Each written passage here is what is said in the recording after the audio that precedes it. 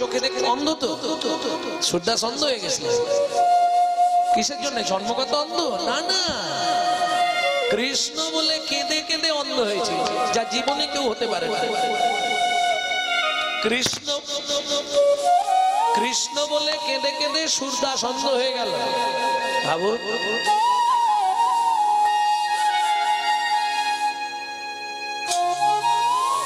তাই যখন রাস্তা দিয়ে হাঁটতো এই ধারে এর মতো হাত নাড়াতো, যদি কোনো ফুল ঠেকতো ওই ফুলটা তুলে নিয়ে যেত ভগবানের জন্য। কিন্তু মজাটি দেখুন, চোখে দেখতে পেত না ভগবান কিরকম সেজে আছে, ভগবান কি পড়ে আছে, এটা তিনি বলে দিতে পারতেন। কতখানি হৃদয় দিয়ে ভগবানকে ভালোবাসতে। বহু লোকের ভিড়,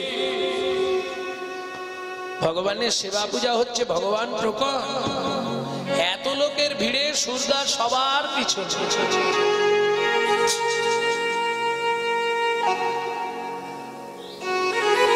जब से तुम बिछड़े प्रभु जी नींद न लागे नैनो, दरस बिना दुख न लागे नैनो। আমি আজ তোমাকে দেখতে পারিনি বলে আমাকে কেউ ভেতরে যেতে দিচ্ছে না। আমি দূর থেকে দাঁড়িয়ে তোমায় দেখবো কি করে। সবাইকে হাত জোড়ো করছে, আমাকে একটু ভগবানের কাছে যেতে দাও না, আমি যাই।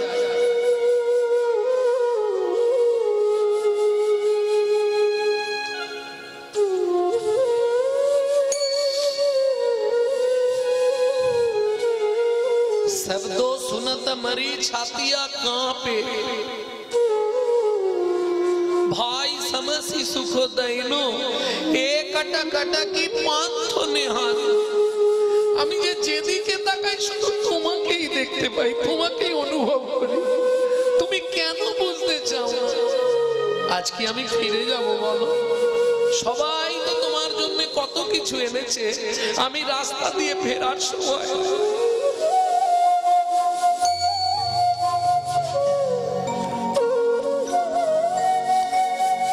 তোমার জন্য একটা ফুল তুলে এনেছি। একটাই ফুল পেয়েছি, শুধু তোমার চরণে দিয়ে আমি চলে যাব, কিন্তু কেউ আমাকে যেতেই দিচ্ছে না। আমি যাব, যে যা বলে বলুক, আমি চলে যাচ্ছি তোমার কাছে। ওই ভিড়ের মাঝখান দিয়ে ঠিক পা দিয়ে দিয়ে চলে যাচ্ছে। অনেকে টেনে ধরছে, অন্ধ ব্যক্তি তুমি কোথায় যাবে? তুমি কি ভগবানকে দেখতে পাবে? কেন তুমি যাচ্ছ?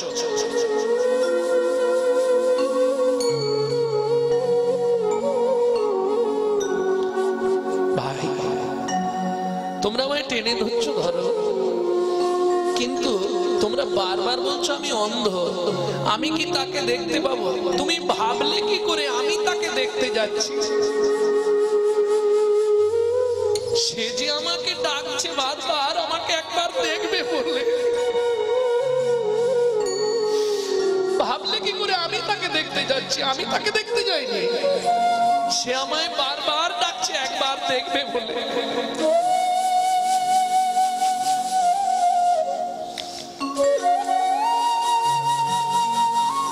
ফুলটা নিয়ে গিয়ে ভগবানের পায়ে ওই চোখের জল দিয়ে আর ভগবানের পা দিয়েছে, ভগবানের পায়ে দিয়েছে।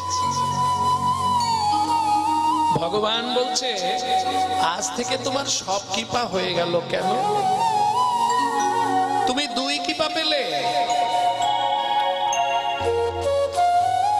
আমার চরণে ফুল দিলে, আবার জীবকে উদ্ধার করলে। প্রভু, জীব কি করে উদ্ধার করলাম?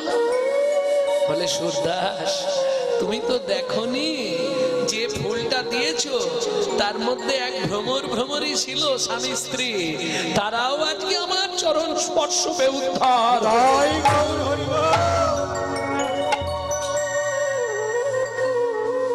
যখনই বলেছে তারা উদ্ধার হয়ে গেল, আর সূর্যদাস দেরি করলো না, একবারে ঝাঁপ দিয়ে পড়ে গেল ভগবান শ্রীকৃষ্ণের চরণ।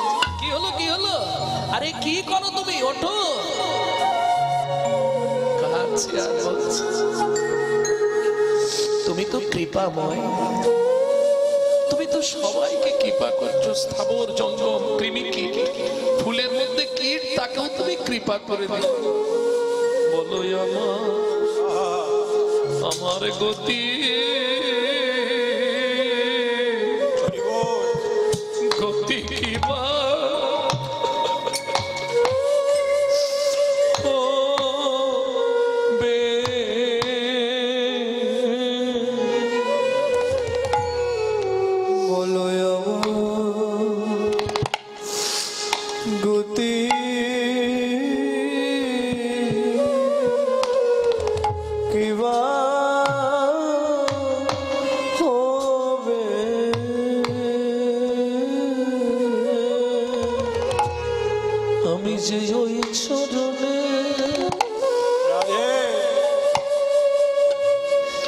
চরণে সবই দিলাম।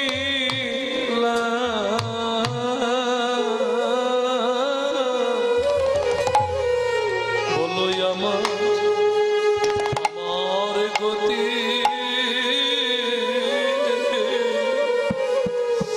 আমার গতি কিবা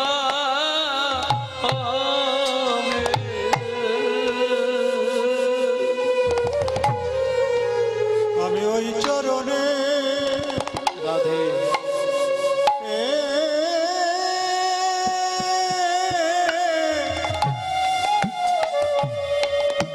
ওই চরণে সবই দিলাম।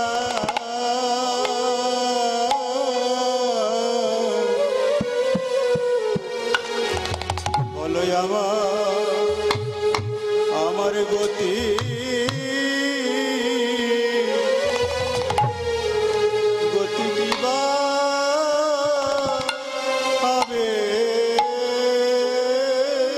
শোনো শোনো, তুমি ফুলের ভেতর বসে থাকা দুই কীটকে উদ্ধার করে দিলে, কিন্তু তুমি এটা কি জানো আমার মতোই এমন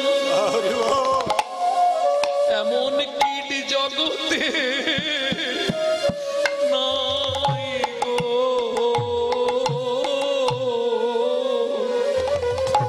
বলো আমার গতি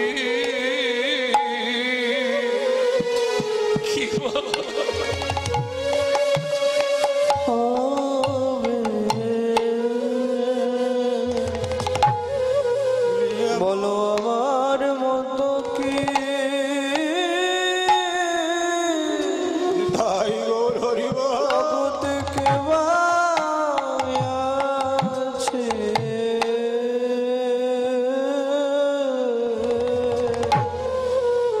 বলো গতি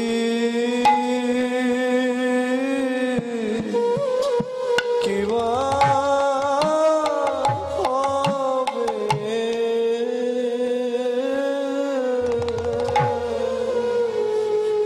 খুঁজলেও আমার মতো এমন কীট জগতে পাবে না। বলো আমার গতি গতি কিবা হৃদয় গৌর করিব। তুমি আমার মতো কি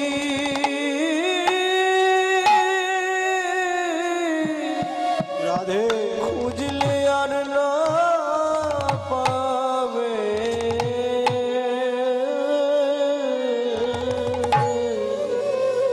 বলো বলো আমার গতি কিবা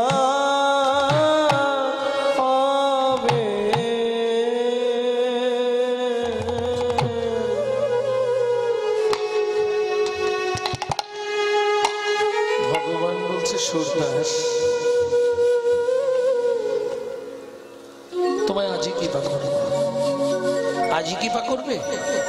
মজাটা দেখে আজই তুমি কৃপা করবে আমায়। হ্যাঁ আজই তোমায় আমি কৃপা করব, যে কৃপা কাউকে করিনি আজ তোমায় সেই কৃপা করবো। কি করবে তুমি?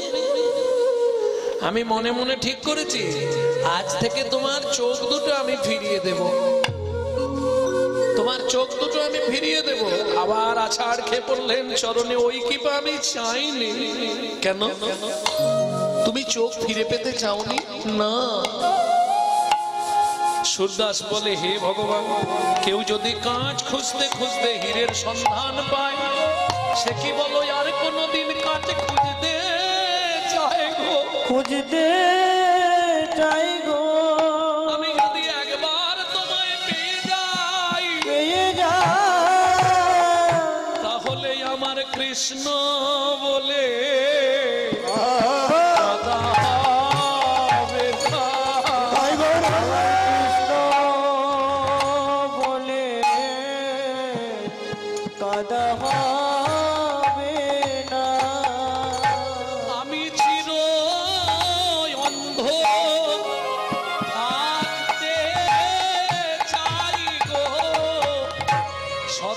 কৃষ্ণ বলে কাঁদতে পারবো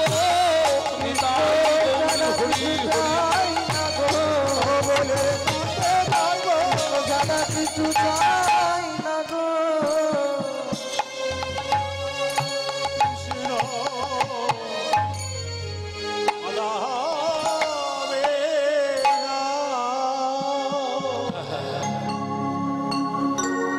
তোমায় আমি নয়ন ফিরে দিচ্ছি। সূরদাস বললে, নেব না। কেন? তুমি নয়ন ফিরিয়ে দিলে আর তো তোমার জন্য কাঁদবো না, তখন তো আমি জড়জাগতিক সুখে বিভোর হয়ে যাব। তুমি ওই কৃপাটা আমায় করো না। কি কৃপা চাও তুমি? ভগবান, অন্য কোনো কৃপা আমি দেব না। তুমি তো সব কৃপাই জগতে দিয়ে দিয়েছো, আমাকে কি দেবে তুমি? আমি অন্য কিছু চাইবো না। আমার মৃত্যুর পর আমার দেহটাকে তুমি এক কাজ করো। কি? ওই বৃন্দাবনের মাটিতে তৃণ গুল্ম কিংবা একটা লতা করে জন্ম দিও। যে পথ দিয়ে তুমি যাবে আর আসবে, সেই পথের ধারেই আমাকে জন্ম দিও। আমি যেতে আসতে তোমার চরণটা মাথায় পাবো।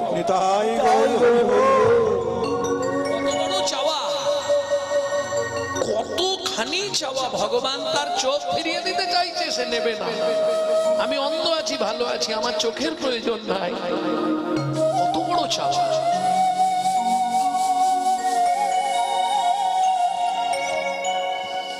আর আমরা সারাদিনে 3টে টাইম ভগবানকে, যারা জড়জাগতিক জগতের মানুষ তাদের উদ্দেশ্যে বলছি, যারা আচার বিচার করেন, নাম নিয়েছেন, জপ তপ করছেন, বৈষ্ণব ধর্ম যাজন করছেন, তাদের জন্য নয়।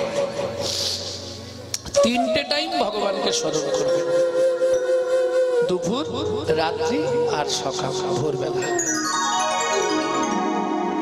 কেমন? দুপুরে কখন করবেন? যখন ভাতের থালা নিয়ে বসবেন, ওই ভাতের থালাটায় একটা প্রণাম করে নেবেন। ভগবানকে স্মরণ হয়ে গেল। কিভাবে করবেন? জয় জনার্দন, আমি সেবায় বসছি, তুমি সাক্ষী রইলে। তাই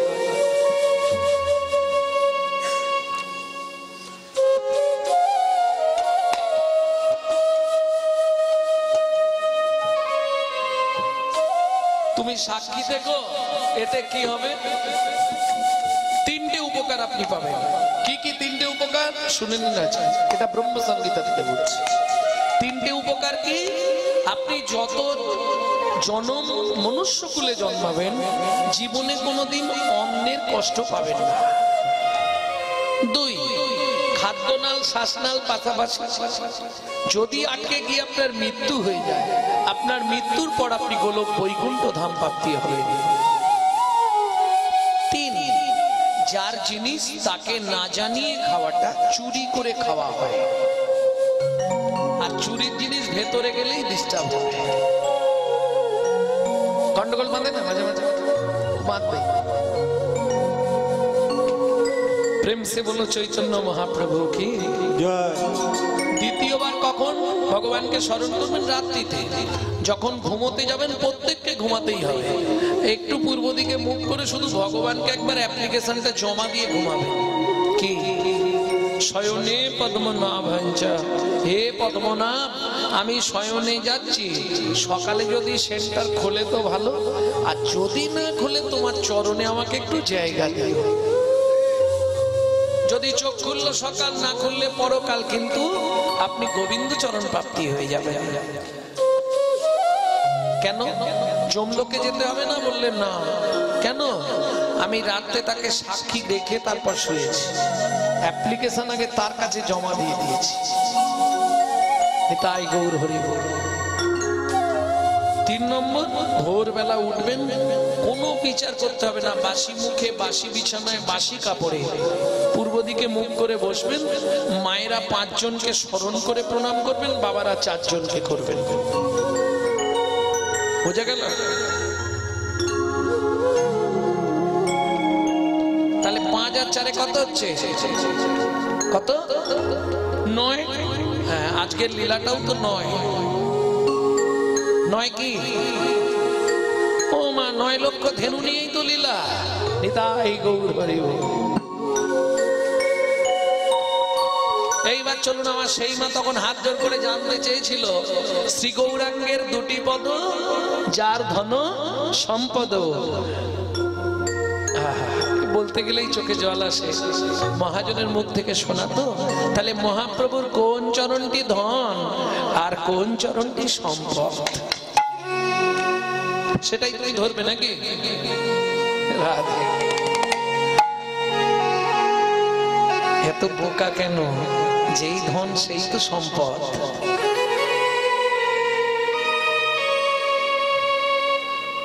কি গো?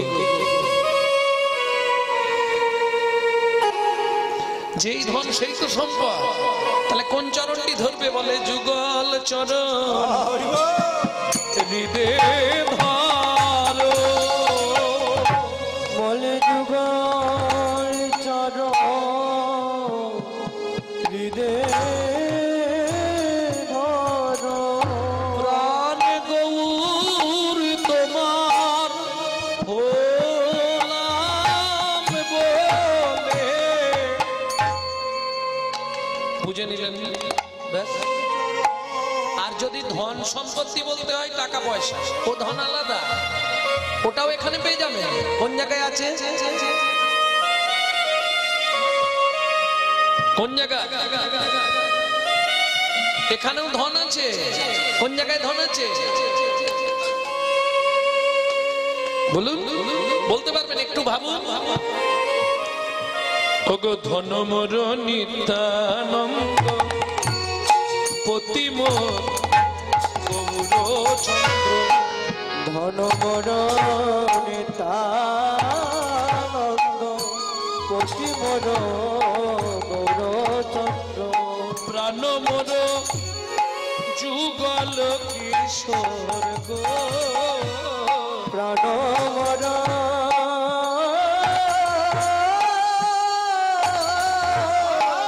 যুগল কিশোর গো।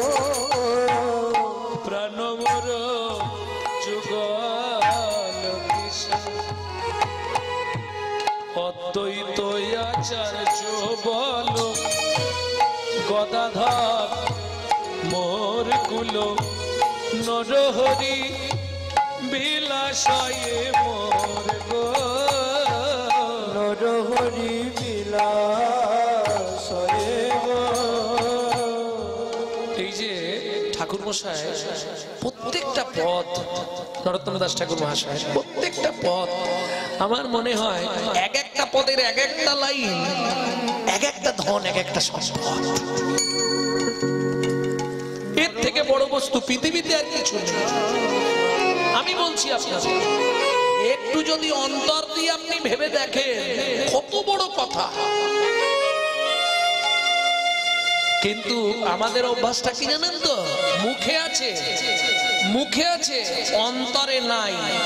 আর তেমন শিক্ষার মুখে ছাই।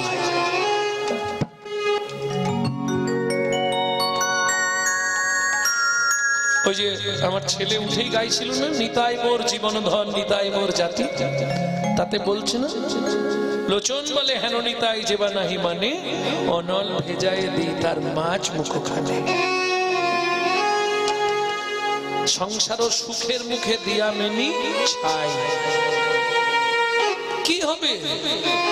এ যতদিন আপনি দিতে পারবেন সবাই ভালোবাসবে, দিতে না পারলেই কারো চোখে আর ভালো হতে পারবেন না। নিতাই গৌর হরি বল। কিন্তু কেমন মজা জানো, তুমি যদি দিতে নাও পারো সে তোমাকে দিয়ে তার করে নেবে। এটাই আমার নিতাই চরণের কৃপা। তাই গৌর হরি বল। তাহলে এইবার চলুন পদাবলীর পদার্থে ফিরে যাই। কি ছিল? ধবলি, শ্যামলী। বরাবর কীর্তন শোনেন, বলুন এই জগতে ধবলি কারা? ধবলি কারা গো? মহাজন বলছে কারা যেন বলি, তারাই তো ধবলি, তারাই তো ধবলি, তারাই তো ধবলি, তারাই তো ধবলি। যারা ধবল ধরে সাধনা করে তারাই তো ধবলি, যারা ধবল ধরে সাধনা করে তারাই তো ধবলি। ধবল ধরে সাধনা করে গুরু চরণ আশ্রয় করে ধরে সাধনা করে তাই তো সাধনা করে চরণ আশ্রয় করে ধবল ধরে সাধনা করে চরণ আশ্রয় করে ধবল ধরে সাধনা করে তারাই তো ধবলি। ধবলি ধবলি ধবলি ধব।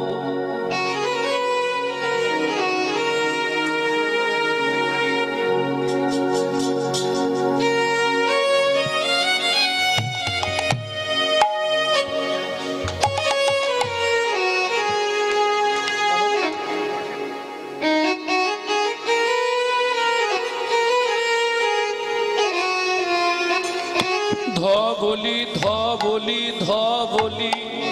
ধবল কারা? ব্রহ্ম হতে নিম্নগামী দৃষ্টি শক্তির ধারা, দৃষ্টি শক্তির দ্বারা নিম্ন হতে ঊর্ধ্বগামী যার নাম রাধা, যার নাম রাধা। যারা ধবল বস্তু ধারণ করে ধারণ করে ইরা পিঙ্গলা সুষমার সংযোগে সংযোগে অষ্টদল পদ্ম ভেদ করে অষ্টদল পদ্ম ভেদ করে মূলাধারে পৌঁছাতে পারে। সেই মূলাধারে পৌঁছাতে পারে।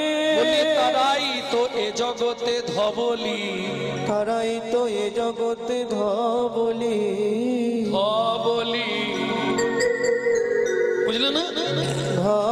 এর ধবলি থেকে তো ভেঙে বলা খুব মুশকিল, বুঝলে না?